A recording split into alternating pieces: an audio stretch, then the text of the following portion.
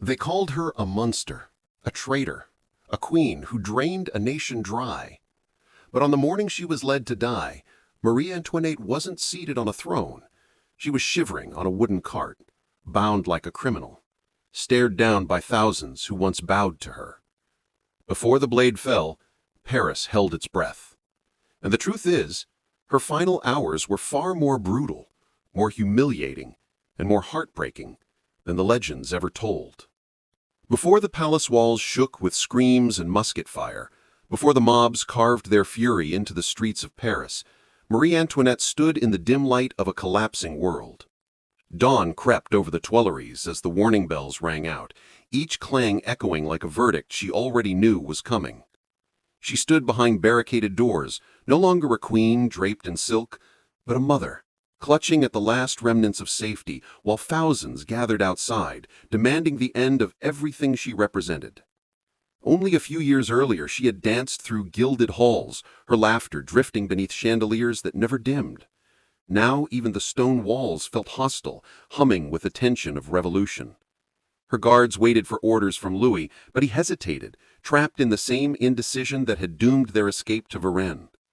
That failed flight had turned the tide against them, painting her as the Austrian traitor, the foreign queen who devoured France's future while the people starved.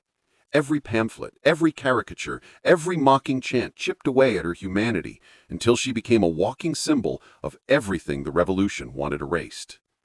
And as the insurgents surged forward, the last shreds of monarchy gave way. The royal family slipped through the gardens toward the Legislative Assembly, escorted not by honor, but by fear. Behind them, the palace fell into chaos. Steel clashed, smoke rose, and bodies piled on marble floors once meant for celebration. By nightfall, the monarchy wasn't just weakened, it was suspended. She was no longer Marie Antoinette, Queen of France. In the eyes of the revolution, she was merely the Widow Capet, a title crafted to strip her name of every trace of royalty. From that moment, she was carried from palace to prison, from velvet to stone. And the journey would only grow darker, leading her into the depths of the Conciergerie, the place the revolutionaries called the antechamber of the guillotine.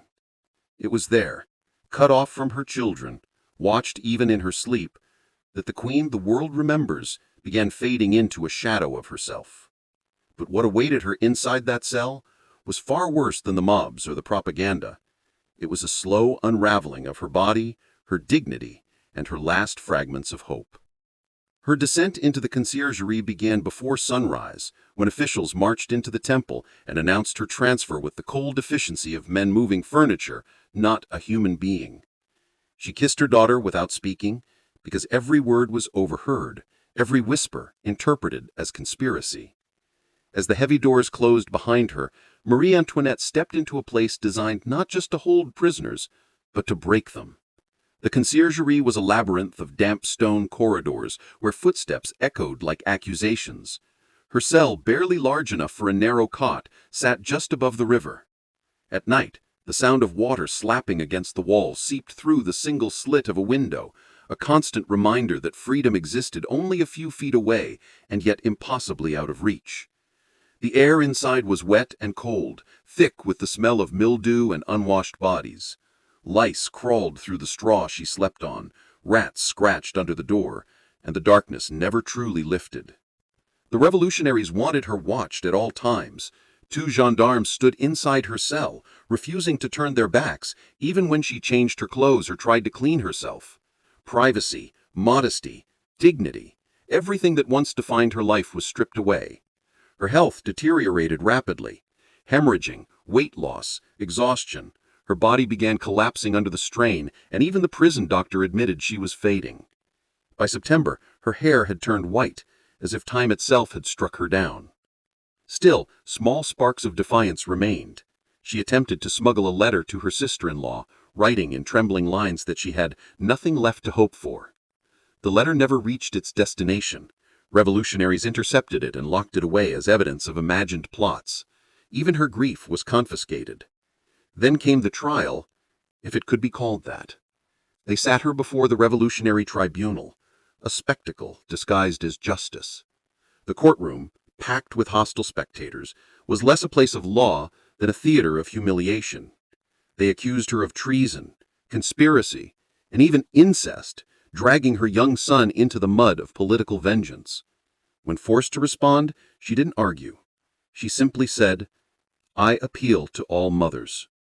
A sentence so human, so painfully honest, that even her enemies hesitated. But hesitation didn't save her. Nothing would. After 2 days, surrounded by jeers, rumors, and verdicts decided long before she walked into the room, Marie Antoinette was condemned to die. And as dawn approached on October 16th, the revolution prepared its final act of punishment. The final morning of Marie Antoinette's life began not with ceremony, but with the scrape of a key turning in a lock. She rose slowly when the guards entered, her body weakened, her spirit worn thin, but there was no trembling in her movements. She had been awake long before they arrived. Sleep had abandoned her long ago. When they told her it was time, she simply nodded, as if she had been waiting for this summons since the moment the crown first slipped from her head. They allowed her a change of clothes, but nothing more. No jewelry, no mourning dress, no remnants of the queen she had once been.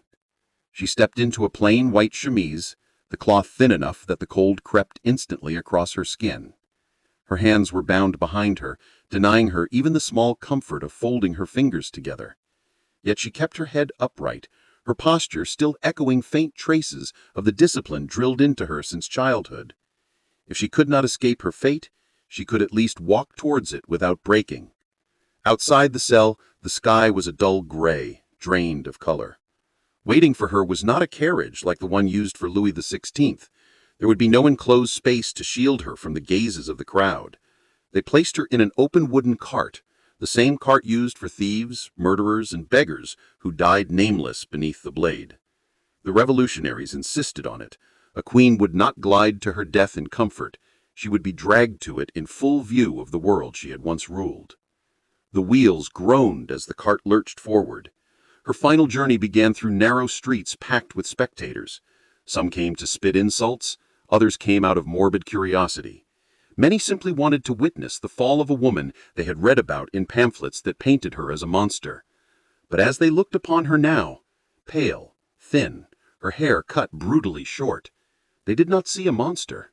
They saw a human being being led to slaughter. She sat upright, hands bound, unable to brush away the loose strands of white hair that whipped across her face in the wind. The rough wooden planks pressed into her back with every jolt of the cart. At times, the shouts of the crowd washed over her like a tide, accusations, curses, and triumph, but she did not respond. She stared forward, her gaze fixed on some distant point beyond the rooftops, beyond the horizon, as if she could already see a place where the noise could not follow her. Every so often, the cart slowed, and the onlookers caught a clearer glimpse of her face. Some expected arrogance or fear. Instead, they saw exhaustion, resignation, and a quiet dignity that no revolution could tear away. Reports later claimed that even hardened radicals found themselves strangely uneasy at the sight of her, not because they pitied her, but because the spectacle they had anticipated felt less like justice and more like a grim necessity that weighed heavily on the morning air. At last, the cart reached the Place de la Révolution. The guillotine towered above the square, its blade glinting faintly in the dull daylight. Crowds pressed forward, their breath fogging in the air, murmurs rippling through them as the former queen stepped down.